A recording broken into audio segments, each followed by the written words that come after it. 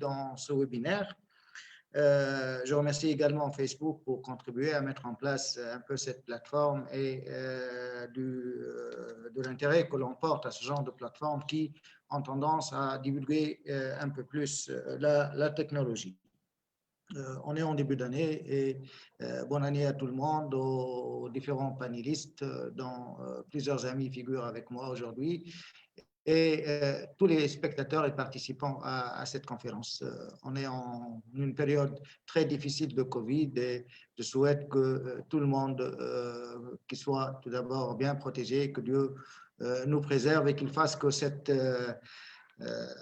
pandémie disparaisse le plus tôt possible pour que l'on reprenne notre activité normale le plus tôt possible. Donc, je reviens aux questions. Karim, tout d'abord, je voudrais apporter une précision parce que quand on traite la connectivité, il y a beaucoup d'amalgame aujourd'hui entre la couverture et la connectivité.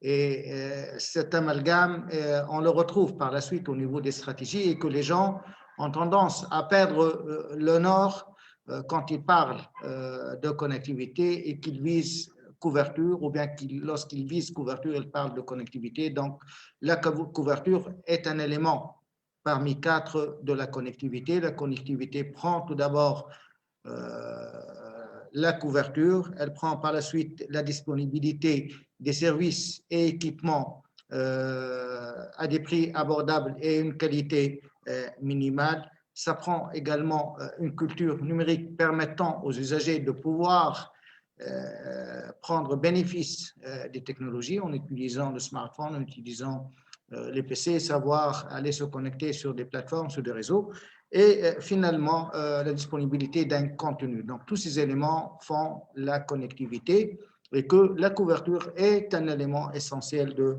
la connectivité. Aujourd'hui, dans le monde, vous savez que à peu près 51% de la population mondiale utilise Internet d'après l'Union internationale des télécoms. Pour revenir à la connectivité, la Tunisie, selon un sondage ou bien une étude réalisée par DHL en 2020, la Tunisie est classée 72e sur 169 pays. Bon, ces classements et ces études ont des différences, mais disons qu'elle se situe à peu près au milieu du tableau. Et par rapport à l'ensemble de la région arabe, les pays du Golfe sont classés à peu près dans les première cinquantaine. Par la suite arrivent certains autres pays arabes. Je dirais que les Émirats sont 4e en matière de connectivité à partir de cette même étude. Par la suite arrive le Qatar qui est 31e à l'échelle mondiale, l'Arabie saoudite 42e, le Koweït 56e, la Jordanie 61e, le Maroc 62e et la Tunisie 70e, et elle est classée selon cette étude-là 8e à l'échelle régionale arabe. Les enjeux, on est venu sur certains, je dirais, il y a ce besoin aujourd'hui très fort en matière d'inclusion et de réduction de la fracture numérique. Donc, la connectivité est un élément essentiel permettant d'atteindre la réduction de la fracture numérique. Donc, en matière de fracture, donc, il faut qu'il y ait des stratégies et par la suite, et c'est ça l'élément le plus important, c'est de pouvoir mettre en œuvre une stratégie et généralement le problème au niveau de la région arabe, on a toujours de très bonnes stratégies en matière de connectivité, mais par la suite, il y a beaucoup de carences en matière de mise en œuvre. Donc, on voit aujourd'hui qu'il y a une prise de conscience au niveau de tous les dirigeants par rapport à l'importance de la transformation digitale et de la connectivité, mais par la suite, au niveau de la mise en œuvre de la stratégie, il y a beaucoup de carences et c'est ça qui fait que la majorité de la région arabe, des pays de la région arabe, ont un classement au-delà des 50 premières places, disons. Voilà, c'est un premier éclairage et je reviendrai éventuellement par la suite. Très bien. Merci beaucoup, Si Mohamed. Donc, effectivement, un éclairage intéressant, que ce soit au niveau local et par rapport à la région. Peut-être si Mohamed Abbas, je vous pose la question, donc pareil, je pense que vous avez aussi un double éclairage que vous pouvez apporter. Donc d'une part, en tant que directeur de la régulation au sein un opérateur télécom en Tunisie qui est un acteur majeur dans l'écosystème des télécoms en Tunisie, mais aussi dans votre expérience passée dans la définition en fait, des politiques publiques dans les télécoms au sein du GSMA, qui est l'association qui représente les opérateurs télécoms dans le monde. Donc, quel est justement votre retour là-dessus, sur les enjeux actuels, la situation actuelle en Tunisie, d'un point de vue opérateur télécom, en tant qu'un acteur majeur du domaine de l'infrastructure télécom, mais aussi peut-être plus généralement par rapport à la région. Oui, merci beaucoup aussi, Karim, et merci à Digital Africa Live pour l'invitation. Merci aux panélistes. C'est pas facile de passer après c'est Hassan et c'est Mohamed. Ils m'ont pas laissé beaucoup de choses à dire. Donc, je reprends un peu ce qui a été dit. Je rajoute une couche peut-être d'analyse. Je rajoute quelques éléments chiffrés. En Tunisie, on fait mieux que la moyenne mondiale et même régionale. Ça, c'est clair, mais certes, il reste beaucoup à faire. Je vous donne quelques éléments chiffrés. En utilisateur unique dans le monde, utilisateur mobile unique, dans le monde, on est à 67% actuellement. Donc, il y a à peu près 3 milliards d'habitants sur la planète, qui n'ont pas encore de téléphone mobile. En Nord-Afrique, à peu près 70% de Nord-Africains ont un téléphone mobile. En Tunisie, on est à 76% d'utilisateurs uniques. Hein. Donc, à peu près, voilà, 76%. Et on est à 60% d'utilisateurs uniques d'Internet mobile en Tunisie, alors que la moyenne sur la région nord-africaine, elle est de 45%, et dans le monde, à peu près 50%. La moitié de la population globale uniquement utilise Internet sur un téléphone mobile. En Tunisie, on est à 60%, ce qui est, à mon sens, un bon niveau. Et ça, c'est un indicateur sur le niveau de connectivité dont on parlait. On a 40% des Tunisiens qui n'utilisent pas Internet sur un réseau mobile. Il faut qu'on comprenne pourquoi. Je rejoins ce que disait Si Mohamed. La connectivité, elle se base sur 4 piliers: l'infrastructure, l'abordabilité du service, les prix du service, le niveau de préparation du consommateur et le contenu. Donc, juste, je commente un tout petit peu par rapport au contenu. Est-ce qu'on a en Tunisie du contenu qui est développé en local, qui parle aux Tunisiens? C'est une question qu'on doit se poser. Il y a certains freins aujourd'hui qu'on a, nous, opérateurs, par exemple, pour déployer des services à valeur ajoutée. Le cadre, il est très contraignant, on en parlera après. On ne peut pas lancer notre propre service, on doit passer par des fournisseurs et ça alourdit un peu. Donc, il y a peut-être un effort à faire dans ce sens. Je sais qu'au niveau du ministère et régulateur, il y a un effort actuellement pour reformer un peu le cadre des services à valeur ajoutée. Côté prix et abordabilité des services, il y a le volet taxation. En Tunisie, on est à 36% du total revenu des opérateurs. Il part en différentes taxes et fees, regulatory fees, ce qui est un niveau très élevé, même mondialement. Et on a, au niveau arabe, on est le deuxième après la Jordanie. Il y a eu des tentatives de réforme l'année dernière, mais à mon sens, on devrait continuer l'effort et dans ce sens, essayer d'améliorer ça. Il a été prouvé par des études que quand tu réduis le niveau de taxation, tu permets systématiquement de développer mieux l'activité, tu dégages plus de bénéfices et à the end, tu auras l'assiette fiscale et plus riche. Donc, diminuer les taxes n'équivaut pas directement à une diminution des revenus fiscaux pour l'État. Côté infrastructure, on est bon honnêtement en Tunisie. Nous, Ooredoo, en 2G, 3G, on couvre plus de 99% de la population déjà. En 4G aussi, on est bon. Ce n'est pas un souci. C'est plutôt les aspects contenus. Je rejoins Si Mohamed. Et là, est-ce qu'on a une communauté de développeurs? Est-ce qu'il y a des barrières peut-être qu'il faudrait qu'on regarde ensemble, qu'il faudrait lever? Volet taxation, c'est important aussi. Il faudrait qu'on pense un peu à réformer tout ça. Et après, le mot magique pour moi, c'est la vision pour le pays. Mes 4 années à la GSMA, on côtoyait toujours les années 2017, 2018, 2019, quand la question 5G elle est venue sur les agendas des différents pays. À chaque fois, un ministre des pays en développement de la région arabe, je parle arabe et région de MENA, Turquie, Jordanie, Égypte, Masr, Tunis, à chaque fois, il venait à la GSMA et disait quelles recommandations on peut avoir pour un agenda 5G pour notre pays ou pour la digitalisation de notre pays? Qu'est-ce qu'on peut apprendre des autres expériences? Et la réponse qu'on disait, c'était quelle vision vous avez pour votre pays? Où est-ce que vous voulez placer, vous, Jordaniens, ou vous, Tunisiens, ou Égyptiens, votre pays sur l'échiquier de votre sous-région? Où est-ce que vous voyez le Maroc, la Tunisie et autres dans 3 ans, dans 5 ans?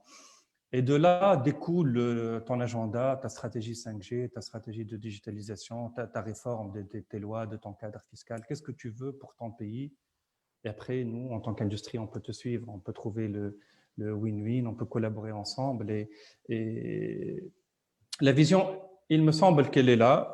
Il y a un plan national stratégique qui a commencé, de digitalisation qui a commencé en 2014, à l'époque avec le ministre M. Norman Ferry, qui a été continué avec le ministre M. Anwar Marouf et actuellement avec M. Fadel Karem. Moi, personnellement, j'ai assisté en 2019 à un workshop de 3 jours pour travailler sur la stratégie, le plan quinquennal stratégique de digitalisation.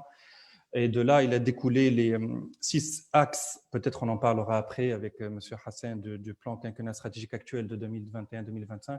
Tout ça, c'est bien, la vision, elle est là, le plan, il est là. Il faudrait que la volonté politique, elle est là et puisse implémenter la stratégie sur terrain, fédérer les administrations et les autres ministères autour d'une vision pour le pays. C'est donner les moyens d'implémenter sa stratégie. Tout ça, c'est important. On pourra peut-être discuter de ça au cours de la session. En gros, c'est ça pour moi les points les plus importants. Très bien, intéressant. Donc, merci beaucoup, M. Mohamed Abbès. Alors, Monsieur Hakim Benis, justement, on a parlé de contenu, des usages, etc.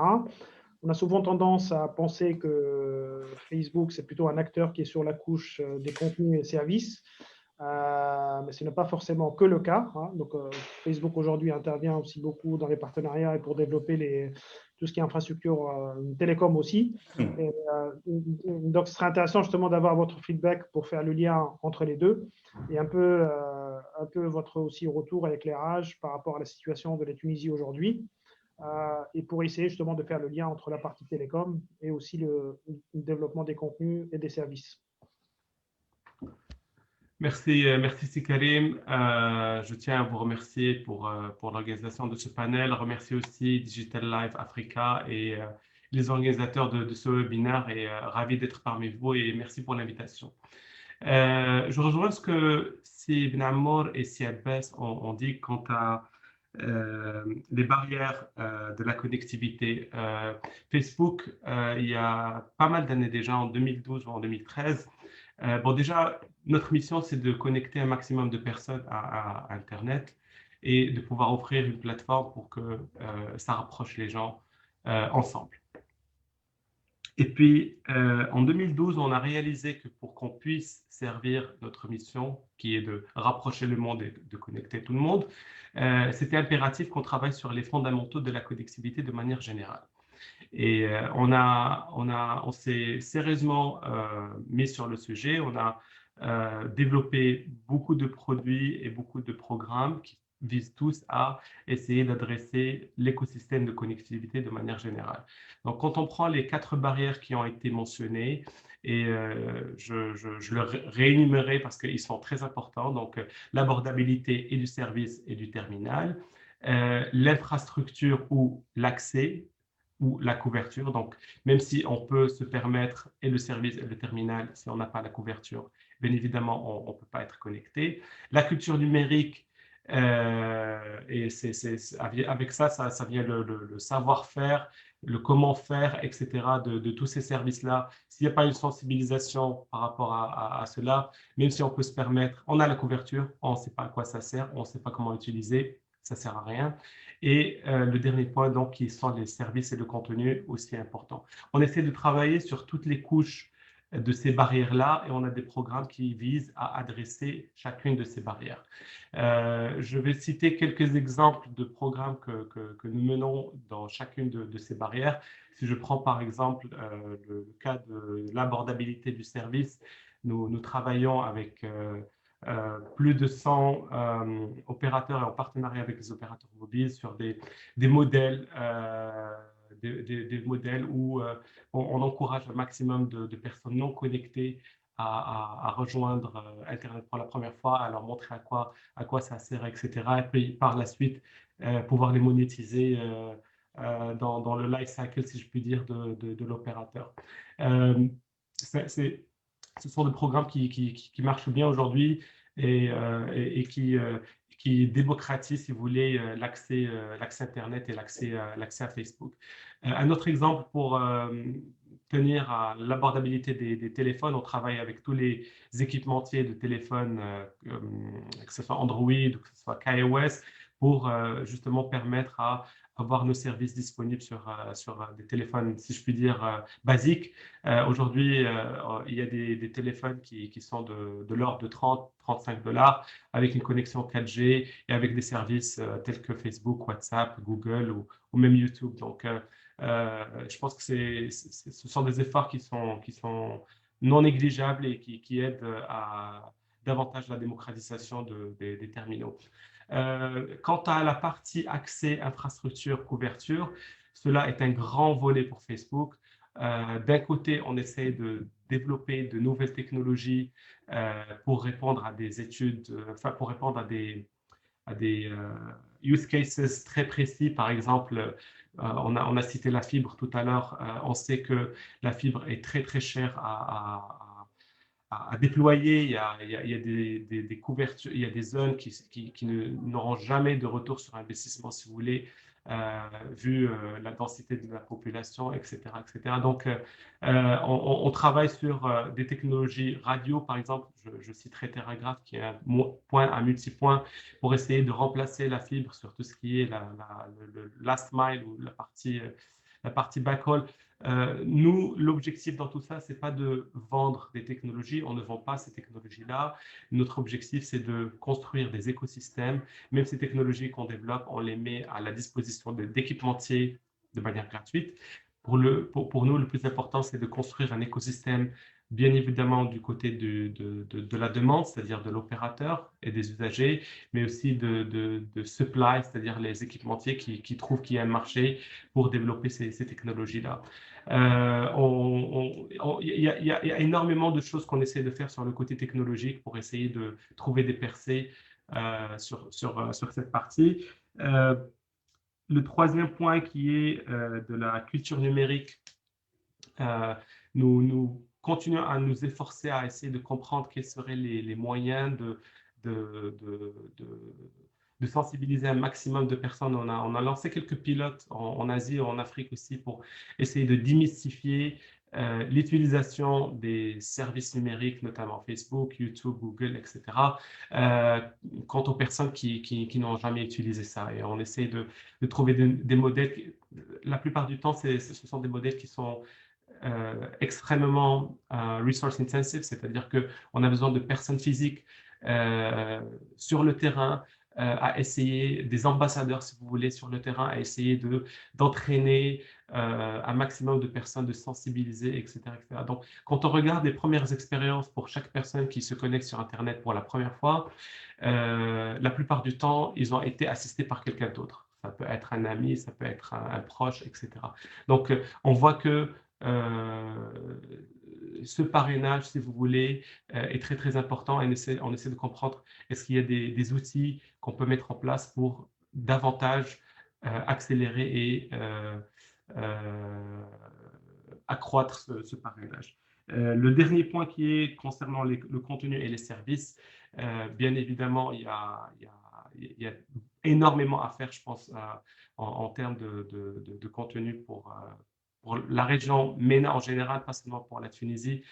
Aujourd'hui, quand on regarde la plupart du contenu sur Internet, c'est un contenu US-centric, Europe-centric, peut-être un petit peu même, mais enfin, je pense qu'il y a encore beaucoup à faire par plusieurs acteurs à essayer de créer plus de contenu. En termes de services, on continue à voir comment nos services peuvent être utilisés mieux par les petites et moyennes entreprises. On a lancé par exemple des outils qui permettent à des entreprises d'avoir des vitrines virtuelles, des choses comme ça. Tout ce qui est paiement, le service financier est un pilier important de la transformation digitale et numérique. On essaie aussi de voir, par exemple, est-ce que un de nos services peut servir comme canal justement pour faciliter ce genre de choses.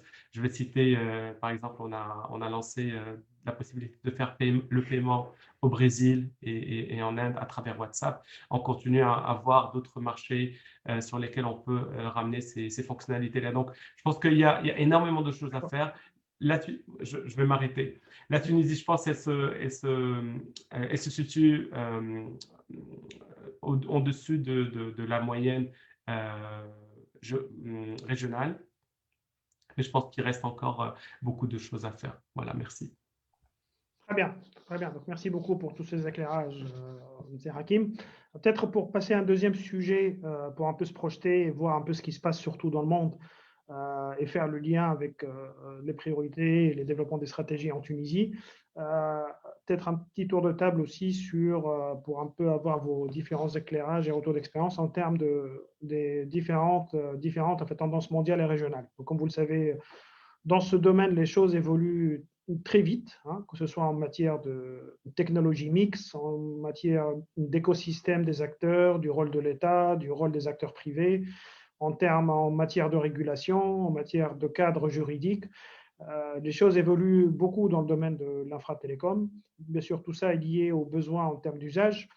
Sans oublier, bien sûr, la crise du Covid aussi, qui a forcément un impact aujourd'hui sur les stratégies de développement de tout ce qui est infrastructure télécom. Donc là, ce serait intéressant justement, ce que je souhaite peut-être avoir des éclairages de votre part sur un peu les tendances mondiales aujourd'hui, notamment au niveau régional.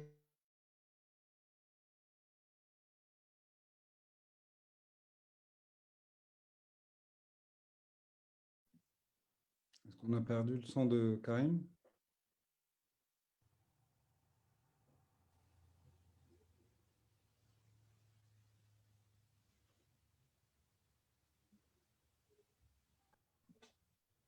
Je vais essayer de l'appeler pour... On a peut-être perdu Karim, mais la question elle était claire. Donc, je ne sais pas si M. Hassan Arabi, vous pouvez continuer pour répondre à cette question en attendant que Karim nous rejoigne. Vous m'entendez ou pas? Oui, on vous entend parfaitement. Super. On va faire le débat sans Karim, sans le modérateur. Donc, ça montre très bien l'importance de la connectivité en Tunisie. Et justement, c'est un cas précis. On a parlé pas mal de stabilité de la connexion, de la couverture, du débit, etc. Je veux juste revenir sur quelques points. Je crois que Karim est en train de se connecter. Karim. Allô? Désolé, hein. J'ai eu une coupure. C'est le lien par rapport à la connectivité. Ouais, exactement. Donc, je ne sais pas si vous avez, je ne sais pas quand est-ce que ça a coupé, mais je posais la question à Si Mohamed Ben Amor justement par rapport, donc pour nous éclairer par rapport aux différentes tendances mondiales dans le domaine de l'infratélécom, que ce soit sur le plan technologie, l'écosystème, le cadre de régulation, etc. Monsieur Karim, moi, en votre absence, j'ai donné la parole à Monsieur Hassan Arabi afin de continuer parce qu'on a compris que la question est autour des tendances. Donc, je préfère que Monsieur Hassan il termine un peu ce qu'il avait à dire et je reprendrai après lui la parole pour continuer un peu sur les tendances. Après votre permission, donc, Monsieur Hassan, moi, j'ai pris votre rôle pendant que vous étiez. D'accord, très bien. Désolé. Merci beaucoup, c'est Mohamed. Du coup, je vais parler des tendances pour la Tunisie, ce qu'on est en train de regarder. Je laisse la partie à Si Mohamed, comme ça on se répartit la tâche. Pour revenir juste un petit pas en arrière, c'est que pour moi, l'objectif principal de tout ce qu'on est en train de dire, qui est une couche qui est la plus importante de tout ça, qui sert en fait, qui est servie par la connectivité, le contenu, etc., c'est au niveau de l'inclusion. C'est que l'objectif aujourd'hui en fait du numérique, c'est l'impact de l'inclusion numérique sur l'inclusion sociale. Et ça, en fait, derrière, il y a le débat entre moyens ou résultats, etc. Parce que le contenu, il viendra quand il y a de la consommation, et pour qu'il y ait de la consommation, il faut qu'il y ait en fait le maximum de gens qui peuvent accéder à ce marché-là. Et du coup, le contenu, automatiquement, je pense de façon très mécanique, il évoluera. Comme l'a dit Hakim, c'est que c'est vrai, il y a l'US et Europe Centric aujourd'hui, mais face à la demande, en fait, le marché, notamment dans le numérique, il a la capacité de s'autoréguler, etc. Et je pense qu'il y a, par rapport au contenu et par rapport à ce dont on a parlé, c'est qu'il n'y a pas que la connectivité, il y a également tous les moyens à mettre à disposition pour pousser le développement de ce contenu-là, notamment ce qu'on fait autour des startups, autour de l'écosystème d'innovation en Tunisie. Donc voilà, mais l'objectif final pour moi, c'est l'inclusion numérique et de donner accès à tous les citoyens à l'opportunité numérique, que ce soit pour développer des nouveaux modèles, etc. Juste pour revenir du coup à la question sur les tendances, en tout cas en Tunisie, je vais parler de ce qu'on est en train de regarder aujourd'hui par rapport à ce sujet-là. Principalement, je pense que tout le monde sait aujourd'hui, et ce n'est plus un secret pour personne, il y a la 5G. Donc, c'est quelque chose aujourd'hui qu'on est en train de regarder. Donc, monsieur le ministre l'a annoncé. On est en train de travailler sur la stratégie de déploiement de la 5G. Et on se fixe en fait comme objectif, c'est que fin 2022, qu'elle soit déployée et qu'on rentre en fait dans le cycle d'appropriation de la 5G, sachant qu'il y a aujourd'hui 2 opérateurs, dont un qui est présent aujourd'hui avec nous, qui ont déjà réalisé, c'est moi, qui a réalisé les tests de 5G, qui a été très concluant. Et du coup, on espère que cette démarche d'expérimentation va aller encore plus loin. Et on va aller encore plus loin, nous, de notre côté, parce qu'on va ouvrir cette capacité de test à tout l'écosystème de start-up, tout l'écosystème d'innovation, afin qu'ils puissent définir les cas d'usage au niveau de la 5G. Derrière ça, je ne sais pas, vous avez ça suivi, je pense, toute l'évolution qu'il y a eu récemment, notamment à travers Elon Musk et Starlink, à travers la connexion par satellite. Donc ça, c'est un sujet qui pourrait être intéressant à regarder, à observer, à voir son évolution. Et je pense que c'est un entrant qui est assez intéressant vis-à-vis de la 5G, notamment sur certaines régions où ce qu'on appelle les zones blanches ou les zones gamma, c'est-à-dire les zones où il n'est pas intéressant d'un point de vue capitalistique d'investir dessus pour la couverture. Peut-être que voilà, il faut réfléchir sur d'autres technos par rapport à ces équipes, à ces endroits-là. Et finalement, en termes de là-dessus, sur la partie régulation, je pense que je vais juste donner notre vision, une partie minime de notre vision, et je pense que Mohamed pourra compléter sur ce sujet-là. C'est que nous, ce qu'on regarde aujourd'hui, il y a la cybersécurité qui est un axe qui est très important, qui est très aujourd'hui stratégique, que ce soit en tant que gouvernement et en tant qu'État, mais également pour les opérateurs, pour les utilisateurs et pour tous les acteurs en fait, de l'écosystème numérique. Parce qu'aujourd'hui, il nous est difficile de circuler sans laisser de traces numériques. Et avec la 5G et le développement autour de la 5G, la notion de cybersécurité dépasse en fait la notion qui est purement technique à une notion de souveraineté numérique. Et du coup, aujourd'hui, la cybersécurité s'intègre pour nous dans une logique plus globale qui est la souveraineté numérique parce que la maîtrise des données est aujourd'hui devenue un challenge et un enjeu stratégique, critique pour l'État et pour le citoyen qu'il faut absolument adresser. Nous travaillons sur ce sujet-là, notamment avec tout l'écosystème pour faire avancer la réflexion sur le sujet, définir une stratégie, déployer la stratégie nationale de cybersécurité. J'espère que j'ai répondu à ta question, Karim, parce qu'à un certain moment, ça commençait à couper. Du coup, on a retenu tendance. donc voilà. Ah non. Non, c'est très bien, justement. Donc, ça répond très bien en termes d'éclairage. Peut-être la même question à Si Hakim. Donc là, en tant qu'acteur, un acteur international majeur dans le contenu et les services, donc vous avez sûrement aussi un éclairage sur les tendances mondiales, sur les besoins en termes de développement des infrastructures télécoms qui sont bien entendu tirées par les tendances dans les usages des services et contenus. Donc, c'est intéressant justement d'avoir votre éclairage là-dessus. Oui, merci. Quelques tendances qu'on que nous sommes en train de remarquer justement dans le monde. Je vais citer ce que j'appelle multi-expérience, c'est-à-dire qu'aujourd'hui, entre le téléphone, entre l'ordinateur, entre la télé, les montres qui sont connectées, des enceintes intelligentes qu'on peut avoir aussi dans le salon, etc. On commence à avoir des expériences multiples à travers tous ces terminaux-là. Donc, c'est multi-expérience, si je puis dire, que ce soit vidéo, voix, appel, contenu, service. Donc, c'est une fusion, si vous voulez, de contenu, fusion de services à travers des composants très différentes en termes de terminaux. Donc, ça, c'est une tendance première. La deuxième tendance, c'est des machines sans interface. Ça peut être des appareils de la maison, ou ça peut être des appareils industriels. Mais ce sont des machines, je vais dire, intelligentes et qui tous requéraient bien évidemment de la connectique, de la 4G ou de la 5G des fois même, parce qu'ils ont besoin d'un temps de latence qui est petit. Je vais continuer par tout ce qui est paiement et blockchain. On remarque aujourd'hui, je vais donner un petit exemple. Avant, bien évidemment, pour envoyer une lettre ou un message à quelqu'un, il fallait envoyer une lettre. Après, il y a eu peut-être le télégramme, et après, il y a eu le téléphone, etc., etc. Mais dans le temps, effectivement, il fallait qu'on attende quelques jours pour que son message soit reçu. À l'heure de l'Internet et à l'heure des nouvelles technologies, on peut envoyer un message à travers SMS ou à travers une messagerie Internet de manière instantanée.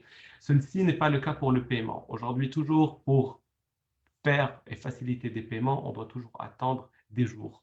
Et bien évidemment, ce n'est pas acceptable dans l'ère où on est. Donc, on voit qu'il y a énormément d'innovation dans tout ce qui est blockchain, et on pense que ce mouvement va accélérer pour qu'on puisse davantage profiter de cette vague numérique. Je vais m'arrêter là pour permettre un peu plus de temps aux autres participants D'accord. et aux questions. Merci beaucoup. Très bien, très bien. Donc, merci, c'est Hakim. Alors, je reviens à Si Mohamed Ben Amour, justement par rapport à la même question, les tendances que vous voyez au niveau régional, donc vu la couverture que vous avez au niveau en fait, géographique. Vous abordez sûrement au niveau de votre organisation et vous suivez de près les tendances et voir comment elles pourraient se décliner au niveau des pays de la région. Donc, quels sont justement vos retours d'expérience et vos éclairages par rapport à ça?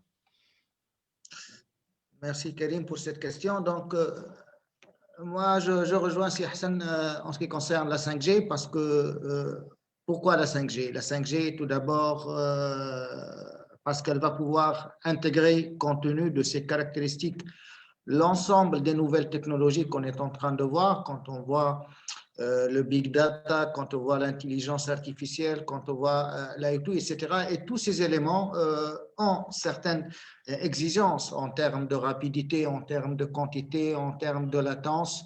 Et la 5G, et c'est normal, c'est ça la technologie, elle apporte des réponses à l'ensemble de ces nouvelles technologies. Et c'est pour ça que je suis tout à fait d'accord que la tendance, c'est la 5G. La 5G également, elle apporte des réponses sectorielles compte tenu de leurs besoins, mais également de sa capacité à pouvoir s'adapter à le retour expérience des clients ou bien des citoyens pour l'agriculture, pour l'automobile, pour le transport, pour les villes intelligentes. Et tous ces éléments font croire, et c'est pour ça qu'on fait du progrès technologique, c'est pour répondre à des besoins qui existent au niveau de l'humanité tout entière. Sauf que cette technologie 5G arrive à un moment très difficile. Elle arrive au moment de la pandémie Corona. Elle arrive à un moment où la concurrence est devenue très rude par rapport aux différents intervenants qui délivrent un service, que ce soit les fournisseurs de contenu, d'accès, d'Internet, et cela fait que les gains se sont rétrécis. Cette situation difficile également a fait que les gouvernements, M. Abbas on en a parlé, augmentent les taxes pour pouvoir mobiliser les ressources de l'État, mais ça fait également encore plus une difficulté et qu'aujourd'hui, pour déployer la 5G et pour délivrer les licences, il y a un rôle à jouer par les gouvernements, par les régulateurs, afin de pouvoir favoriser et faciliter cette technologie compte tenu de son importance pour développer la connectivité. C'est mon avis, c'est ce qu'on est en train de dire aujourd'hui au gouvernement arabe, faciliter l'accès à la 5G en créant des mécanismes de partenariat public-privé, en créant des modes de paiement innovants permettant aux opérateurs de trouver le moyen de récupérer par rapport à leur investissement. Et dans cette approche, je crois que tout le monde serait gagnant. Tout d'abord, en matière de connectivité. Deuxièmement, l'économie numérique va pouvoir se développer et en conséquence, les gouvernements vont pouvoir toucher à leurs objectifs. Je dirais ça rapidement. Je suis en train de voir le temps qui est en train de nous filer. Rapidement, sur la région arabe, tout le monde sait que les premières expériences 5G sont en train de se déployer au niveau des pays du Golfe, encore une fois. Voilà, merci. Très bien, très bien. Donc, merci beaucoup, Si Mohamed. Alors, Si Mohamed Abbas, justement, en tant qu'acteur, donc encore une fois, en tant qu'acteur d'opérateur télécom, alors pas que au Tunisien, mais faisant partie d'un groupe Oui. qui a dimension au fait régional. Donc, vous avez sûrement des retours d'expérience au niveau des différents pays que vous couvrez. Quels sont vos retours justement là-dessus, vos éclairages en tant qu'acteur télécom majeur? Oui, oui, oui. Merci beaucoup. D'abord, pour la question sur les tendances, éventuellement, il y a la 5G, il y a l'Internet of Things qui permettra, la 5G permettra de connecter 1 million d'objets connectés dans un espace d'1 km². Donc, ils vont ensemble. Donc, ça, c'est aussi la tendance. Quel cadre pour l'Internet of Things, pour les objets connectés? Le transfert des données transfrontaliers entre les pays. Sur la région du Golfe, les pays discutent actuellement un cadre pour du contenu, je ne sais pas, un saoudien qui puisse être hébergé aux Émirats, par exemple, et vice-versa. Dans notre sous-région, on n'a pas encore ça, mais c'est aussi une des tendances. L'aspect cybersécurité, oui, bien sûr. L'aspect paiement, blockchain, évidemment. Je vous donne une anecdote. Il y a 2 semaines, j'étais dans une recette de finances, j'allais payer une amende de radar. Et j'étais content de voir que je pouvais payer par carte bancaire. J'ai dit à la madame combien, elle m'a dit 60 dinars. OK. Elle m'a dit ah non, si c'est par carte bancaire, il y a une taxe de 1% en plus. Je dis madame, ça ça va pas avec la digitalisation, avec encourager le paiement électronique mobile. Elle me dit mais c'est comme ça. En cash, tu payes X. Si c'est avec carte, tu payes X fois 1 plus 1%. Bon. Alors, juste pour information, oui. donc là, je me permets de réagir en fait avec la nouvelle loi de finances 2021. Les taxes, justement, aujourd'hui, donc elles sont en fait désormais en fait prises en charge par l'État. Donc, il n'y aura plus de surplus. D'accord. Donc, j'imagine que Hassan le confirme, et ça, c'est un élément, je pense, important aujourd'hui, justement, pour la promotion de ce type d'usage. Permettez-moi de revenir vers la 5G, qui est un sujet très, très, très, très important.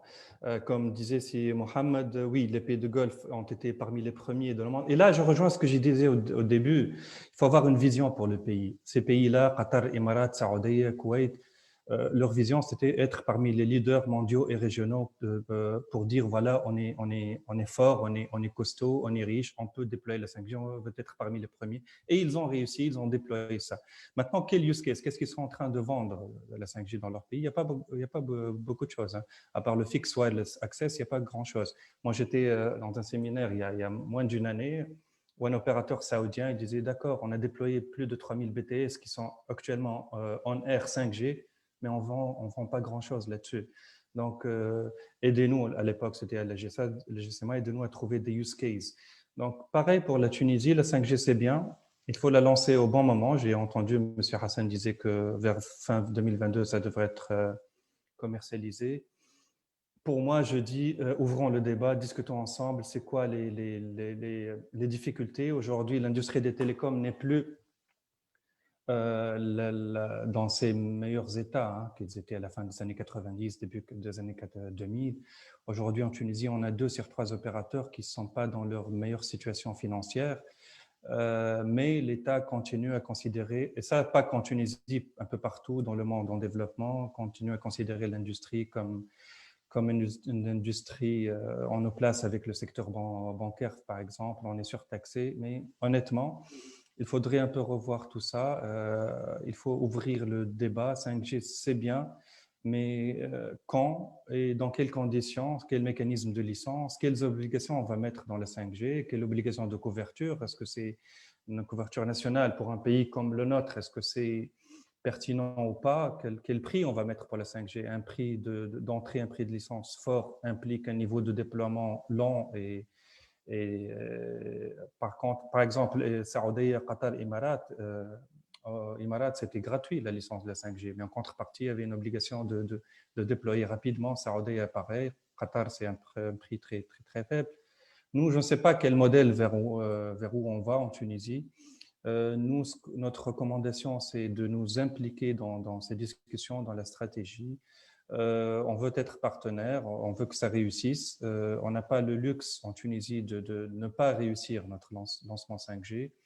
On ne peut pas se permettre de déployer des milliers de BTS 5G et après se retrouver avec pas de revenus. Déjà, actuellement, avec la 4G, on a un taux de couverture, pas de couverture, on a un taux de ratio de connexion 4G de 21,2% en Tunisie uniquement. On a 20% de notre parc handset, il est encore connecté sur de la 2G uniquement. On a des basic feature phones à 20% de notre parc. Il faut comprendre tout ça. Pourquoi on a 20% des Tunisiens qui n'utilisent que des téléphones basiques. Ils ne voient aucun intérêt à aller sur Internet. Ils n'utilisent ni 3G, ni 4G, encore moins 5G demain. Donc, il faudrait qu'on comprenne tout ça pour qu'on mette en place la bonne stratégie pour la 5G. Et c'est tout ce qu'on souhaite, qu'on la fasse dans les bonnes conditions et que ce soit un succès. Et voilà, c'est une perche que je tends à M. Hassan. Invitez-nous, on est là, on voudrait discuter, on voudrait être impliqué et vous aider et trouver les bons leviers pour qu'on fasse de ça une réussite tous ensemble. Merci. Très bien. Donc, merci, Mohamed. Donc, justement, en fait, ça me permet, donc, vu que là, si je suis les différentes interventions sur ce thème, le point commun, c'est la 5G. Donc, on parle beaucoup de 5G finalement en termes de tendance et de stratégie. Il y a aussi des questions qui sont posées en parallèle dans le chat. Et là, en fait, j'en profite justement pour les intégrer dans notre, dans notre échange. On parle, donc, il y a 2-3 questions qui me disent justement, on veut aller vers la 5G, mais est-ce qu'on est en train d'utiliser suffisamment la 4G aujourd'hui? Est-ce qu'il y a un intérêt pour aller vers la 5G aujourd'hui, demain, quand? Est-ce qu'il y a les financements pour ça? Est-ce qu'on est prêt, que ce soit en termes d'usage, mais en termes de développement d'infrastructures, etc. Donc, il y a des questions autour de ça. Et ce que je ressors aussi de l'échange maintenant, c'est qu'il y a un focus sur la 5G. Peut-être justement, ça me fait la transition donc à Siharabi, justement pour nous éclairer sur la stratégie par rapport à la 5G et son développement en Tunisie, en fait, au regard de tous les échanges qu'on a eus justement en fait, jusqu'à là sur ce thème et des différentes questions qui sont posées. Okay. Merci Karim. Merci Mohamed de m'avoir tendu la perche. J'ai levé la main d'ailleurs pour rebondir dessus. En fait, il y a plusieurs sujets de ce qui a été dit au niveau de la 5G. C'est que je vais juste clarifier un point. Aujourd'hui, et ça rejoint un point qui a été abordé au début par M. Benamor, qui est la capacité aujourd'hui d'exécuter et de mettre en œuvre. Aujourd'hui, et ça c'est globalement, et ça concerne tout l'aspect de la digitalisation, le temps de mise en œuvre, le time to market des projets, il est très long. Il est très long pour un secteur et pour un contenu, en fait, pour un sujet de digital qui est très volatile, qui est très incertain et qui est assez ambigu. Donc, la date de 2022, aujourd'hui, c'est une ambition qui est forte, qui est challengeante, mais ça reste toujours une ambition. Ça ne veut pas dire, en fait, en 10 ans que d'ici 2022, que le processus de stratégie 5G, de tarification, de déploiement, etc., est finalisé et que demain, on est en train de travailler en chambre pour le lancer. C'est aujourd'hui, on s'est fixé en partant des enjeux, des hypothèses, etc., une timeline. Aujourd'hui, on est en train de définir, de finaliser la stratégie de 5G, le mode de licensing qui sera déployé autour. Il y a encore de travail. Des opérateurs, et comme dans toute démarche de ce qu'on a fait aujourd'hui depuis quelques mois, etc., on est dans une démarche plutôt collective que dans une démarche en fait, de travail en chambre. Donc, des acteurs concernés, ils seront intégrés dans cette réflexion, ils seront mobilisés et comme ce qu'on a fait pendant le Covid sur la mise en place des applications, ce qu'on a fait aujourd'hui lors du lancement des inscriptions, on est aujourd'hui une équipe qui, voilà, on a envie de travailler ensemble, main dans la main, et c'est qu'ensemble qu'on peut aller plus vite et plus loin. Donc, pour rassurer Si Mohamed sur le sujet, aujourd'hui, le sujet est en cours de réflexion. C'est une date d'ambition, d'objectif, comme dans tout projet, une date de démarrage. Et entre-temps, il y aura tous les ateliers, tous les travaux collaboratifs. Je tiens juste par rapport à… Donc voilà, la 5G, la stratégie est en cours, elle sera communiquée par Monsieur le ministre dès qu'elle sera finalisée, dès on actera et on consultera tous les opérateurs. Il y a un point qui est important et qui concerne tout ça parce qu'on a abordé pas mal le sujet de la réglementation. On est également en train de retravailler le code du numérique en Tunisie pour l'adapter par rapport à ce contexte numérique qui est, comme je le redis, volatile, qui évolue tout le temps. Et donc, il nous faut aujourd'hui un code qui soit à l'image de ce secteur-là. Et donc, on est en train de relancer des travaux sur le code du numérique. Et encore une fois, ça sera dans une démarche participative où tous les acteurs de l'écosystème vont collaborer dessus. Après, au niveau de la 5G, moi, j'ai toujours tendance de dire, voilà, la 5G, la 4G, la fibre, le cuivre, etc., c'est des technologies, c'est des moyens pour accéder à une ambition, à un objectif final. Aujourd'hui, l'IoT, c'est vrai, qui est le socle premier de la 5G, il n'est pas super développé en Tunisie. Donc, si dans 2 ans, voilà, il n'y a pas d'intérêt, etc., là, on se posera ces questions-là. L'intérêt de la 5G par rapport à l'évolution des use cases et de l'écosystème en Tunisie.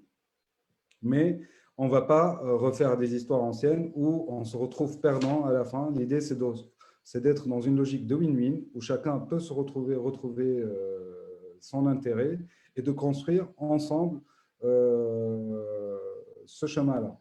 Et la 5G, je redis, c'est qu'un moyen pour arriver à quelque chose. Aujourd'hui, l'objectif principal dans notre stratégie, qui est autour de 6 axes qu'on est en train de finaliser, dont le premier axe, qui est le plus prioritaire, qui est l'inclusion numérique et financière.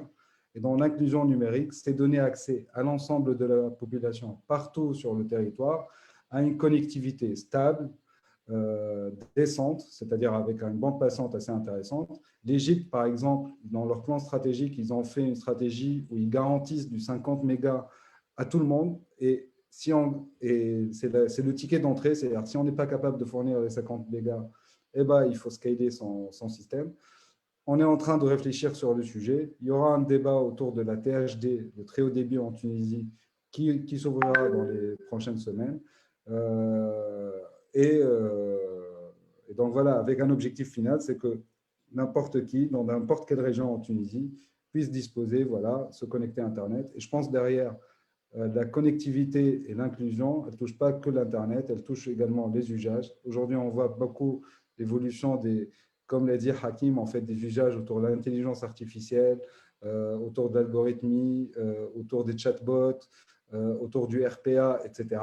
Donc, tout ça, c'est des choses qu'il faut également adresser parce qu'un citoyen peut facilement, face à cette nouvelle technologie-là, peut être exclu de la société parce qu'il ne maîtrise pas la logique, il ne maîtrise pas le cas d'usage en lui-même. Et donc, il faut l'adresser pour que le contenu derrière se développe, pour que le use case derrière se développe. Et voilà. Donc, en fait, le schéma, il est interconnecté. Donc, il ne faut pas prendre les choses à part de façon séparée. C'est un ensemble qui est constitué de beaucoup de choses. Dans le très haut débit en Tunisie, on réfléchit également à la fibre. Comme je pense, Karim, tu le sais, Mohamed, il Il y a la connectivité. Aujourd'hui, on travaille à travers le programme GovTech et le projet EduNet à connecter toutes les écoles au très haut débit, que ce soit un point de relais pour les opérateurs derrière, pour qu'ils puissent développer la fibre au niveau régional. Donc, nous, État, on prend en charge le premier socle pour faire arriver la fibre aux zones éloignées. Comme ça, on assume cet investissement et derrière, les opérateurs, ça leur constitue un point de relais pour aller plus loin. Il y a les RNIA, les réseaux interadministration. Également, on a parlé de connectivité pour le citoyen. Il y a l'administration, etc. Il faut que l'administration soit interconnectée entre elles afin que les usages du digital, Mohamed a parlé en fait de payer des amendes. C'est payer les amendes, c'est retirer les papiers, c'est valider, etc. Donc tout ça passe par… voilà. Donc voilà, il y a pas mal de projets qui sont en cours. On n'a pas eu le temps de les aborder, mais on pourra les détailler pendant la phase des questions-réponses si vous voulez. Très bien, très bien. Donc, merci beaucoup, Sersan. Alors, ce que je propose, c'est d'aborder les infrastructures télécom et leur développement d'un tout autre angle. Donc là, on a abordé jusqu'à là de l'impact de l'infrastructure, tout ce qui est infrastructure télécom dans le développement des usages et en fait généraliser l'usage en fait digital dans le pays. Il y a un autre angle en fait qui est aussi, je pense, aussi important, c'est le développement des infrastructures télécom en tant que secteur, et en tant qu'industrie, qui apporte de la valeur ajoutée au pays. Donc l'infrastructure télécom en tant que chaîne de valeur en Tunisie. Comment en faire une véritable industrie, que ce soit sur le marché local, mais aussi important au niveau de l'export, que ce soit au niveau services, équipements, et en termes d'expertise dans la région, au niveau de l'Afrique, etc. Donc ça aussi, je pense que c'est un angle important et donc j'imagine c'est l'un des piliers forts aussi de la stratégie digitale de la Tunisie. Donc c'est l'un, je pense, des 4 piliers, ce qui est le développement de l'industrie digitale au sens large. Donc, quelles sont les priorités aujourd'hui? Et je dirais, même si c'est une question large, en fait, qu'est-ce qu'il faut faire aujourd'hui pour en faire une véritable industrie en Tunisie, sachant qu'il y a toutes les compétences aujourd'hui dans toute la chaîne de valeur de développement de l'infrastructure télécom, et pas que limité au niveau des opérateurs télécoms, mais vraiment toute la chaîne, que ce soit sur le fixe, mobile, etc. Il y a beaucoup de compétences à exporter notamment. Donc, qu'est-ce qu'il faut faire aujourd'hui pour passer, comme on dit, au next level pour le développement de cette industrie en Tunisie? Peut-être je commence par Si Mohamed Ben Amr. Ouais. Ok, merci Karim. J'ai le privilège de parler toujours en premier, donc je peux dire ce que je veux dire et par la suite les autres vont peut-être… n'est-ce pas, Si Mohamed? Moi, je veux tout d'abord faire une petite remarque par rapport à la 5G. Est-ce que c'est le bon timing? Est-ce que le mauvais timing? Tout ce qu'on peut dire, que rien n'arrête la technologie. Aujourd'hui, la 5G, c'est la technologie sur laquelle l'ensemble des acteurs économiques et technologiques sont en train de travailler et que le fait de dire non, on n'est pas prêt pour la technologie, non, il faut être prêt pour la technologie parce que la voiture de demain, le bus de demain, les villes de demain nécessiteront la 5G et puis on n'a plus le droit de dire qu'aujourd'hui on n'est pas prêt. Non, la technologie, il faut être tout le temps prêt et surtout c'est cet écosystème qu'il y a derrière de start-up, etc., qui travaille sur tout ce qui est IoT, tout ce qui est cloud computing et toutes les nouvelles technologies pour pouvoir offrir des offres de services à l'international. On est un tout petit pays, mais on a des capacités d'exportation à travers les ressources humaines tunisiennes qui peuvent, en utilisant la technologie, créer une offre de services très compétitive à l'échelle internationale. Et c'est pour ça qu'il ne faut pas refuser la technologie, mais au contraire, il faut l'encourager. Et il revient aux différents acteurs, opérateurs télécoms, le gouvernement, le régulateur, de trouver le moyen de pouvoir trouver un consensus autour de la manière la plus rapide pour pouvoir implanter la 5G en Tunisie et au moindre coût et le plus rapidement pour pouvoir en bénéficier. Je reviens à la question, je dirais que la crise du Covid nous a permis de voir tant de choses qu'on ne voyait pas avant et ce temps de crise a bousculé tellement surtout les startups, les promoteurs pour pouvoir créer des solutions sur mesure compte tenu des contraintes qu'on voyait lors de cette pandémie-là.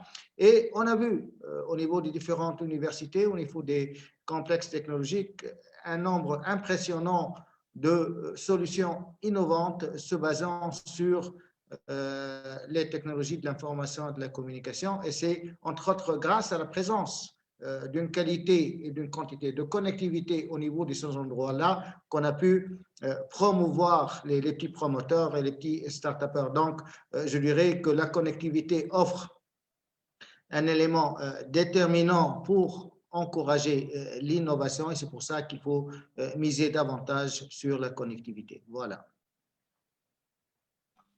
Très bien, donc merci.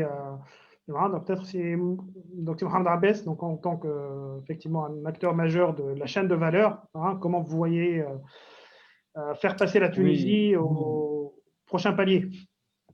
Ben, ce que je pourrais rajouter rapidement, c'est lever les barrières là où elles existent. Il y a encore des barrières dans notre industrie. Nous, en tant qu'opérateurs, on a encore quelques barrières. On est très régulé. Donc, il faudrait aussi réfléchir un peu comment aider les opérateurs à se transformer eux-mêmes déjà et pouvoir être plus réactifs et plus innovants.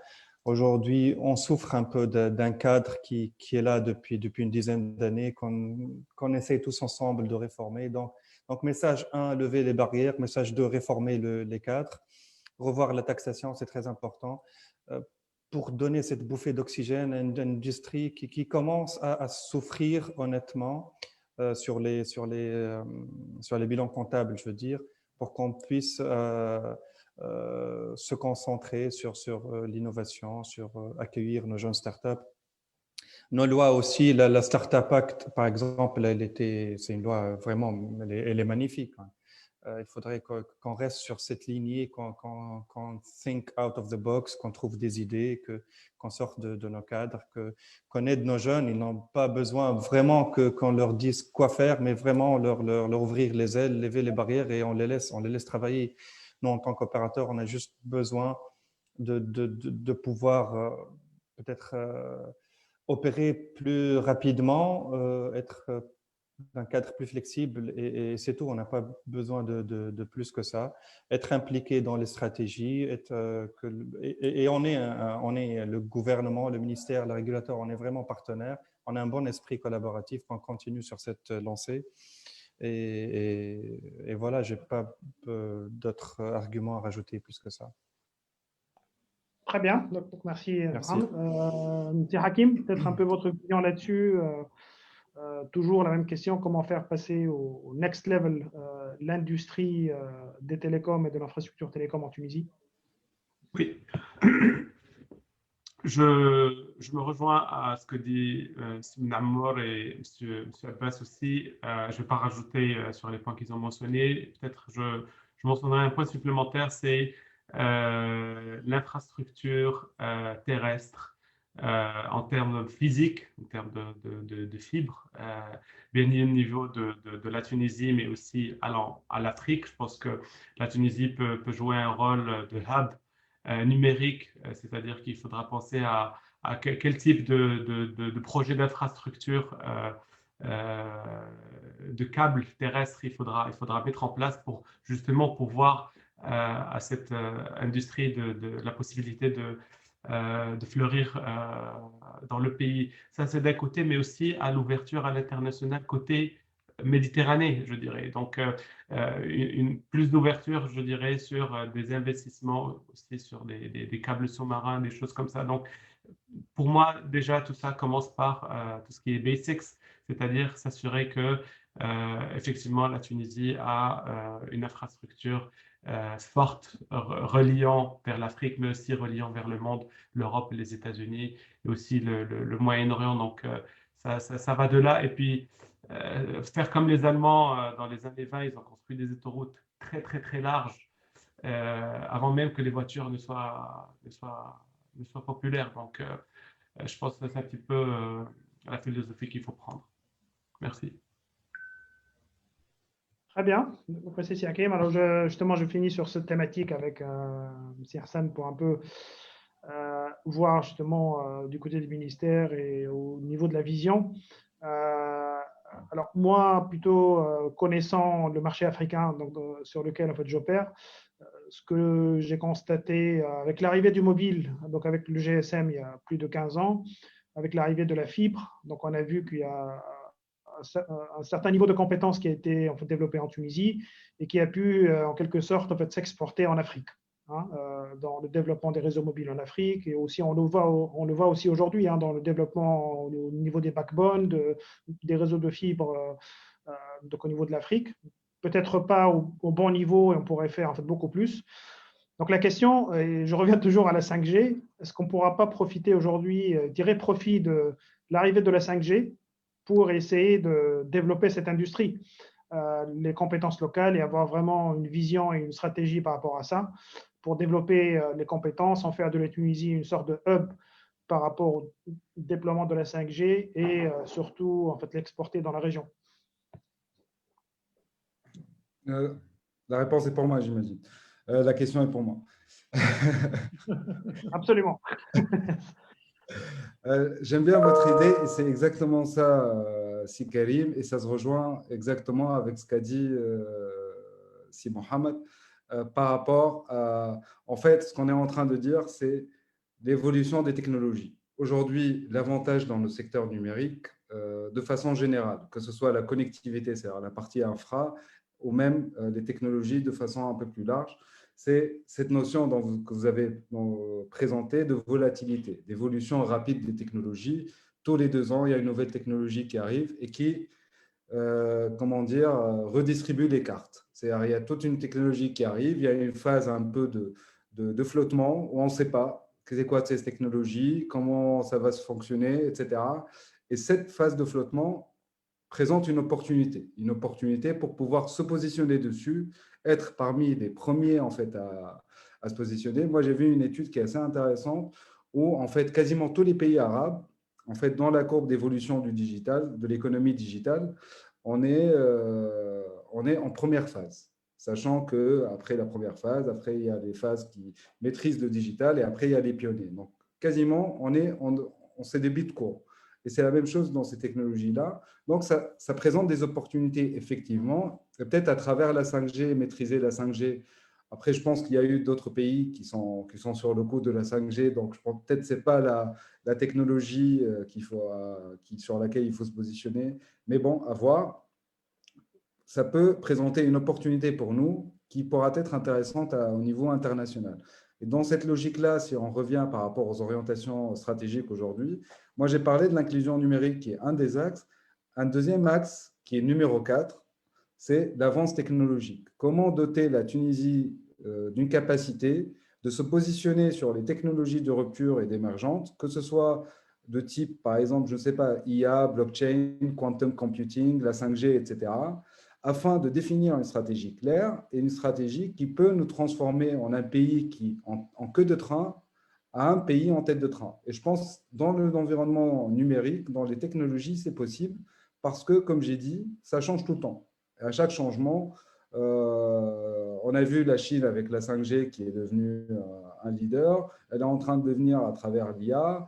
On est en train de voir les pays scandinaves comment ils sont en train de se positionner également sur le digital de façon générale.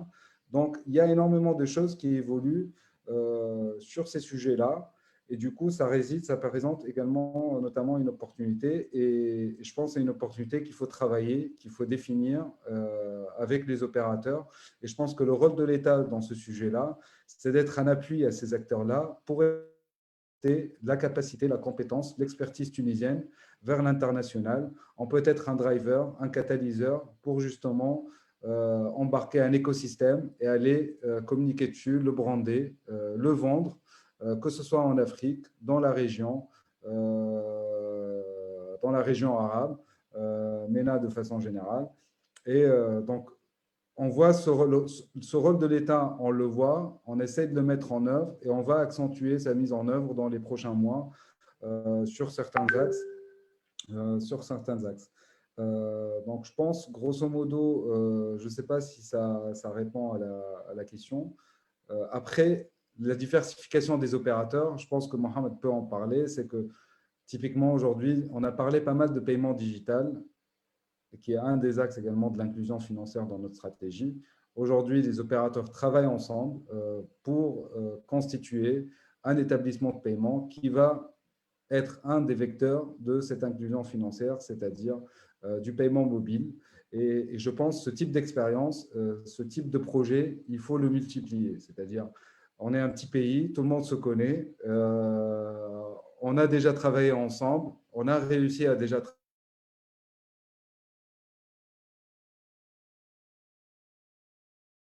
travailler ensemble. Il faut capitaliser sur les 2, les 3 prochaines années, essayer de rentrer dans une logique.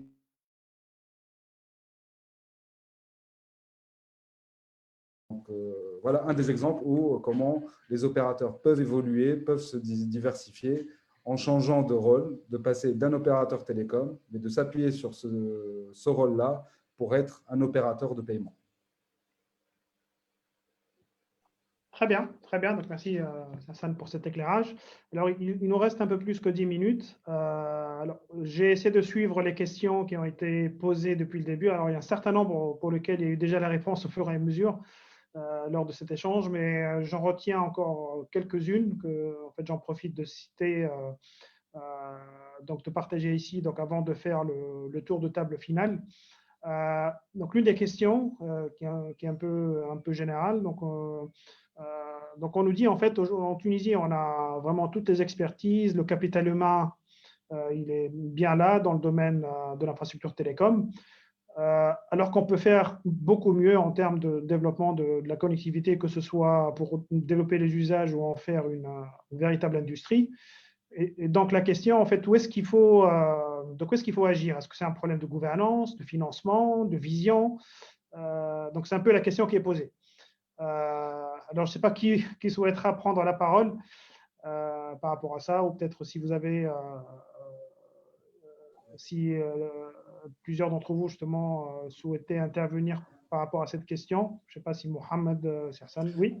Moi, rapidement, quelques points. Sirsan a bien parlé de le nouveau code du numérique. On l'attend depuis longtemps. Le code actuel, il date de 2001. Il est un peu révolu. On a besoin d'un cadre qui accompagne l'innovation qu'on vit déjà et qui viendrait les prochaines années. Le cadre réglementaire de nos opérations de tous les jours aussi, il faudrait réfléchir un peu certains aspects et c'est tout. Nous, en tant qu'industrie du mobile ou de télécom de façon plus générale, on n'a pas besoin de plus que ça. Un cadre qui serait flexible et qui serait orienté vers le futur. Et on a déjà prouvé que lors du Covid, par exemple, qu'on a pu très bien collaborer, que ce soit entre opérateurs, mais avec les instances et l'administration et le gouvernement. On a réussi plusieurs quick wins en des temps records. Le dernier en date, c'est la campagne d'enregistrement pour la vaccination du Covid. Monsieur Hassan Harabi nous a mis une pression de fou, des réunions à 10 heures du soir pendant 3 jours. Mais on l'a fait et on est vraiment très content de l'avoir fait. Et gratuitement et vraiment, on est très heureux et très fiers d'avoir participé à ça. Et on veut faire encore beaucoup plus. On est preneur de bonnes idées et voilà. Donc, on est là, on veut soutenir le gouvernement, le pays. On a juste besoin d'un peu plus de flexibilité dans le cadre qui est un peu révolu dans certains aspects, c'est tout. Oui, c'est Mohamed.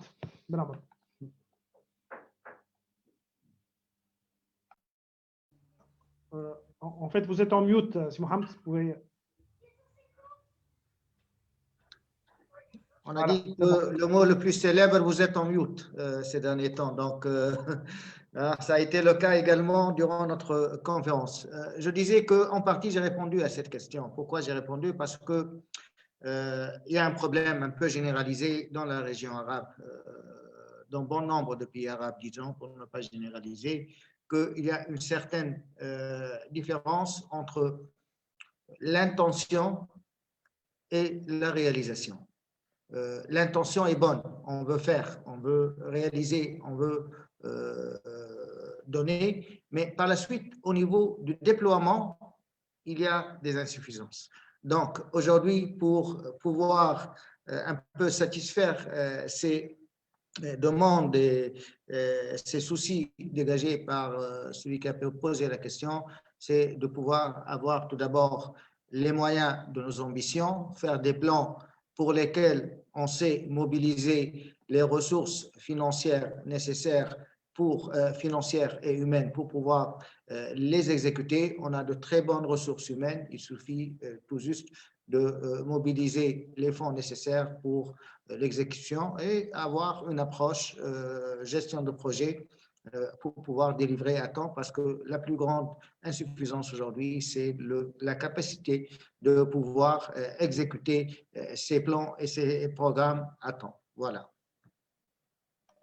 Très bien, très bien. Je ne sais pas s'il y a d'autres réactions, mais donc par rapport à cette question. Mais sinon, il y a aussi une autre question. Oui, oui, ça. En fait, pour répondre à la question sur les compétences tunisiennes, c'est que les compétences, on en a. Après, il faut les garder en Tunisie.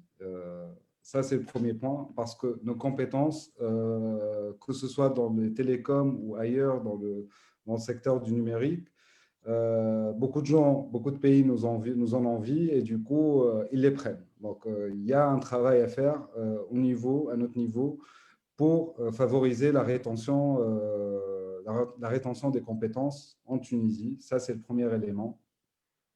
Le deuxième élément, c'est pour en produire plus. C'est qu'on est dans un marché qui est en pénurie. Ça, c'est le premier élément. Et on est dans un environnement qui est en inadéquation entre l'offre et la demande. Ce qu'on est en train de fournir comme compétences et ce que l'employeur demande des opérateurs de l'écosystème numérique comme type de compétences. Donc, il y a un vrai travail également qui est fait dans la stratégie à travers le 5e axe, qui est formation et emploi, de créer cet alignement-là et de développer encore plus les formations plus adaptées au digital et au numérique, qui sont aujourd'hui des formations de reconversion. C'est-à-dire, on peut être capable, il y a beaucoup d'opérateurs qui le font, de reconvertir quelqu'un qui a fait des études en chimie en un ingénieur en développement sur de l'Angular ou bien sur des tests, etc., ou des ingénieurs IA. Donc, il y a cette activité de reconversion. Il y a les cycles courts de formation sur les axes technologiques, sur les différentes technologies. Quelqu'un peut rapidement, en quelques mois, développer des compétences sur un axe particulier. Donc, oui, on a des compétences. On l'a vécu, comme l'a dit Mohamed, par exemple, sur le Covid ou même sur la partie de la vaccination. Un des principes sur le sujet de la vaccination, d'inscription des vaccinations, c'est de dire, OK, on va la faire avec des compétences internes à l'administration. Donc, il y avait plusieurs acteurs, en fait, au niveau de l'administration, plus des 3 opérateurs réunis. Donc, ça montre que dans des situations, quand on applique des approches agiles, où voilà, la timeline elle est courte, etc., on doit toujours livrer des produits à chaque fin de phase. Donc, on est capable de mobiliser des personnes et les personnes sont motivées, sont engagées pour travailler sur ce type de projet. Je rebondis sur un point qu'a abordé Mohamed. On est complètement en phase. Aujourd'hui, le pain point, de façon générale et de façon transverse, en tout cas sur le secteur du numérique, sur le déploiement de la stratégie, qui est l'exécution des projets. Donc, on est en train, avec Monsieur le ministre, de travailler sur ce volet-là pour renforcer la gouvernance, accélérer l'exécution des projets, développer des méthodes, cadrer les méthodes de gestion de projet afin qu'elles soient bien rodées, bien structurées et qu'on arrive de changer un peu ce paradigme où on dit les projets, ça fait 6 ans qu'on est en train de les voir et ça ne sort pas. Bah, aujourd'hui, l'idée, c'est de dire, OK, c'est des projets qu'on est capable de réaliser. On l'a vu donc, durant le Covid. Comment on va réappliquer cette démarche pour l'avenir à travers un nouveau cadre qui pourra s'appeler Tech for Tunisia ou Karim. Vous étiez un des contributeurs et un des intervenants dans ce cadre-là lors du Covid, qu'on va essayer de généraliser, de définir un cadre réglementaire pour l'appuyer et qui pourra accélérer les choses. Donc, il y a des choses qui se passent. C'est vrai, il y a des choses ça fait longtemps qu'ils n'ont pas vu le jour. Donc, on va essayer de les accélérer pour faire avancer. J'espère que voilà, Et on s'appuie sur, comme a dit Mohamed, nos amis, les opérateurs, l'écosystème, les startups pour y arriver. Très bien. Donc, merci, Si Hassan. Alors, donc, il y a une question intéressante, et là, je l'adresse à Si Hakim. La question, c'est en fait quelle synergie à mettre en place avec les GAFA, donc en l'occurrence l'exemple de Facebook, pour développer les infrastructures télécom et la connectivité digitale en général en Tunisie. Merci Karim et merci pour la personne qui a posé cette question. Alors, je vais faire abstraction un petit peu de tout ce qui a été dit. La connectivité est au cœur de Facebook et au cœur de notre mission. On continue à essayer de trouver des moyens de percer dessus. Je vais donner quelques exemples juste pour répondre à la question. Quelle synergie, quel modèle de partenariat? Aujourd'hui, par exemple, en Afrique, ce n'est pas quelque chose qu'on a mis en place en Tunisie, mais je vais donner quelques exemples africains parce que voilà, c'est pour dans le cadre de pilotes, etc. Facebook est en train de mettre en place des programmes pilotes, par exemple, de co-investissement sur des projets de fibre terrestre, notamment en Ouganda, au Nigeria, où on essaie de ramener ensemble comme un parti neutre les différents opérateurs mobiles et non mobiles d'un certain marché pour couvrir une zone qui sera jamais couverte pour des raisons de CAPEX.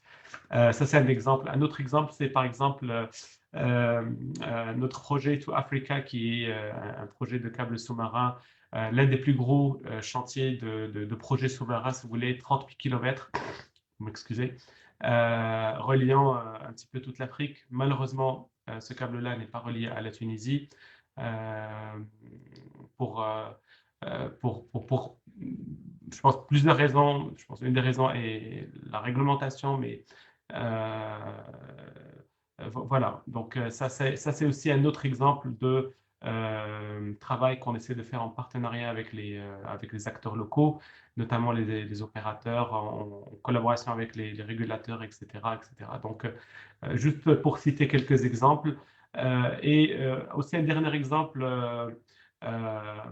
nous essayons de trouver aussi des modèles de la partie radio, couverture radio, de comment, par exemple, couvrir une zone géographique pour tout ce qui est partie accès, aussi en mode mutualisé, tel qu'on le fait sur la fibre marine ou terrestre, mais en mode partagé entre plusieurs opérateurs.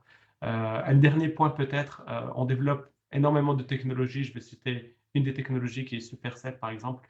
On mène un test en Afrique, c'est une tour à 250 mètres, grosso modo, pour une couverture 2G, 3G, 4G, et qui offre plus de 65 fois plus de couverture qu'une antenne normale. Donc, c'est pour des zones ultra rurales ou justement qui sont démunies totalement de la connectivité. Je ne pense pas que ce soit exactement le cas dans la Tunisie. Je pense qu'il y a une bonne couverture 2G. Le ratio de couverture, Hakim, pardon, ça a coupé. Le ratio de couverture de la tour par rapport à des dizaines de kilomètres.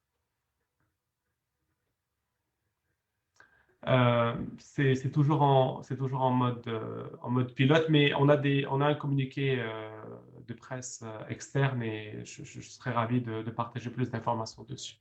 Donc voilà, juste quelques exemples, si Karim, merci. Très bien, merci beaucoup. Alors, il nous reste quelques minutes. Ce que je propose, c'est de faire un dernier tour de table rapide pour essayer de donner le mot, le mot de la fin à chacun d'entre vous. Et peut-être, je le laisse libre, mais peut-être ce que je propose, c'est de poser une dernière question. Quelles sont les 2-3 actions avec lesquelles on pourrait sortir et qu'on pourrait commencer à mettre en œuvre demain pour vraiment développer encore davantage les infrastructures télécom en Tunisie. Donc vraiment 2-3 actions en fait concrètes qu'on pourrait en fait retenir, pour vraiment développer à court terme et moyen terme donc les infra télécom en Tunisie. Donc c'est plus dans cet esprit-là. Peut-être je commence par Sirsan. Donc là, le premier speaker, et ce n'est pas le rôle le plus facile en tout cas. Les trois actions sur lesquelles on peut se baser rapidement, c'est, en fait, je ne vais pas parler, comment dire, c'est renforcer, si on veut développer la connectivité, c'est bien ça la question, Karim? Ok. Oui, c'est ça. Donc, la première, c'est de s'appuyer sur l'existant. Aujourd'hui, on a un réseau de cuivre, on a un réseau 5G, pardon, 5G. On a un réseau, on a trop parlé de 5G. On a un réseau 4G, 3G qui est assez intéressant, etc. Donc, le premier élément, c'est de capitaliser sur l'existant pour continuer dans une démarche d'amélioration de la connexion par rapport aux citoyens. Avec le cuivre, on peut augmenter le débit en changeant le matériel. Donc ça, c'est une première action, c'est voilà, s'appuyer sur l'existant, transformer l'existant, la structure existante pour aller encore plus loin. La deuxième action qui est plus ou moins déjà engagée, c'est de s'adresser aux zones que l'État prenne un certain investissement pour connecter le citoyen à travers la connectivité des différents niveaux des régions en s'appuyant sur les écoles, la santé, les maisons de jeunes, etc. Donc, que ce soit créer des relais pour les opérateurs afin qu'ils puissent se greffer dessus pour continuer le développement de la fibre. Et finalement, on en a parlé, le développement du mobile qui passe soit à travers la 5G ou peut-être autre technologie, mais on a parlé de la 5G, c'est de lancer la concertation et la consultation au niveau de la 5G, d'avancer au niveau de la stratégie pour accélérer son implémentation et qu'on soit dans une logique collective. Juste pour conclure là-dessus, moi, j'ai pas mal parlé d'inclusion parce que pour moi, je pense que c'est la chose la plus importante et qui a le plus d'impact et le plus de valeur. Il ne faut pas oublier, le dernier élément, c'est la finalité, c'est toujours le citoyen. Et il faut tout faire autour du citoyen ou autour du client. C'est toujours lui qui est le principal, le killer concern de tout ce qu'on fait. Et le deuxième point, c'est que la connectivité, donc c'est important pour l'inclusion, mais c'est important économiquement parlant. Il y a le chiffre dont on parle, parfois 10, 15, entre 10 et 20% de développement au niveau de l'ICT, au niveau de la connexion, a un impact au niveau du PIB à 1%. Donc 10% d'amélioration de la connectivité, entre 10 et 20% d'amélioration de la connectivité, d'infrastructures de connexion, permet de gagner 1% dans le PIB. Donc, ça traduit directement l'importance que ça a pour le développement économique et social en Tunisie. Donc, voilà. Très bien, très bien. Donc, merci, Sersan. C'est Mohamed Ben Amour, les 2-3 takeaways, comme on dit, et actions avec lesquelles on pourra sortir de ce webinaire.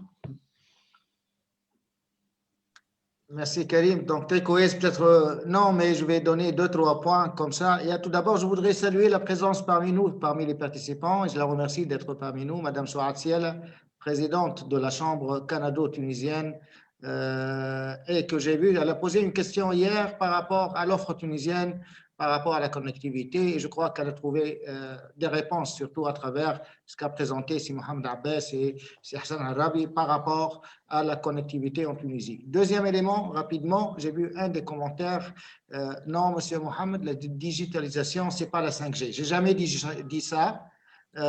J'ai répondu par rapport à la tendance de la connectivité. Mais maintenant, la 5G, ça n'a pas jamais été le cas, qu'elle soit, elle, la digitalisation. Dernier élément, c'est peut-être ce que j'apporte par rapport à notre conférence, c'est que l'élément clé aujourd'hui, c'est les données. Et que à partir de là, on pourrait commencer à construire, que ce soit la partie connectivité, la partie intelligence artificielle, tous ces éléments sont bâtis à partir d'un élément clé qui est la donnée. Et tant qu'au niveau de la région arabe et au niveau de la Tunisie, on n'a pas une stratégie et un cadre réglementant la création, l'usage, la gestion et l'échange des données, ça ne va pas nous faciliter la chose. Et c'est pour ça que je recommande fortement qu'il y ait un cadre spécial pour les données afin que chacun sache à quoi s'en tenir, que ce soit dans ses relations à travers ses partenaires locaux et étrangers. Voilà, merci. Merci, c'est Mohamed. C'est Mohamed Abbas, pareil, même. Oui. Bon, apparemment, Oui. la question n'était pas pour vous, c'est Mohamed, c'était pour moi. Mohamed, c'est la 5G n'est pas digitalisation. C'est l'autre Bon, bien Mohamed. sûr que 5G, c'est pas digitalisation, mais elles vont ensemble. Pour les takeaways, pour moi, ça doit venir du pouvoir en place, du gouvernement. On doit avoir une vision, une stratégie, et de là, on se donne des objectifs smart, mesurables, réalisables, réalistes, qu'on se mette autour d'une table avec l'industrie, que le gouvernement présente les objectifs là où il veut aller, que ce soit des objectifs vraiment très précis, pas de mots politisés, digitalisation, machin, mais plutôt, je ne sais pas, adoption de smartphones, on voudrait atteindre 80% par exemple, ou le nombre de clients fibre, il doit atteindre ce taux-là, voilà. Je ne sais pas, connexion 4G, aujourd'hui on est à 20%, on veut atteindre 50% par exemple. Ça, on peut en discuter. Nous, on a des idées, on a notre savoir-faire, mais on a aussi nos pain points, comme on dit. Comme industrie, on voudrait discuter de ça, voir où le gouvernement ou le ministère peut aider l'industrie et nous, comment on peut participer à ce que le gouvernement atteigne ses objectifs et qu'ensemble, on trouve le quick win. Donc, pour moi, le mot-clé, c'est vision, objectif mesurable, réaliste et après débat avec les stakeholders et ensemble tracer une feuille de route. Très bien, merci Mohamed. Alors, last but not least, c'est Hakim. 2-3 takeaways, pareil. Merci. Je vais rajouter sur tout ce que mes chers confrères ont dit. Je pense en quelques mots rapidement, il faut enlever les frictions, que ce soit au niveau fiscal, que ce soit essayer de réfléchir à l'abordabilité des terminaux, des services, l'inclusion. Donc tout ça, ce sont enlever les frictions et puis innover. Continuer à innover et je rejoins aussi quelque chose comme M. Harabi a dit, enfin, je n'ai pas les chiffres exacts, mais toute évolution numérique forcément a un impact sur le PIB positif. Donc, il faut réfléchir plutôt de ce côté-là, optimiste et positif. Voilà, merci. Très bien. Donc, merci beaucoup, Hakim. Donc, je pense qu'on a fait le tour du sujet. On a débordé un petit peu sur le temps. Mais je pense qu'on a fait vraiment le tour de la question, du moins à travers cette session. Donc, je voulais tous vous remercier. Donc, c'était un plaisir d'avoir en fait modéré cette session avec vous tous. Donc, merci encore à tous et à toute l'audience qui a suivi avec attention et pour tous ceux qui ont posé des questions. Et je passe la parole à Madame Khadija pour justement la clôture de cette session. Merci Karim. Merci Karim pour Merci Karim. à nos chers intervenants pour les échanges dynamiques et fructueux. Merci Karim.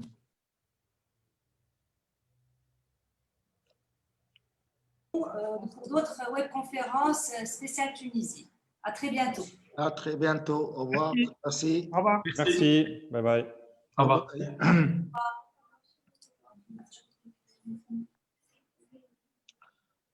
Au revoir. Au revoir. مع السلامة. Bye bye.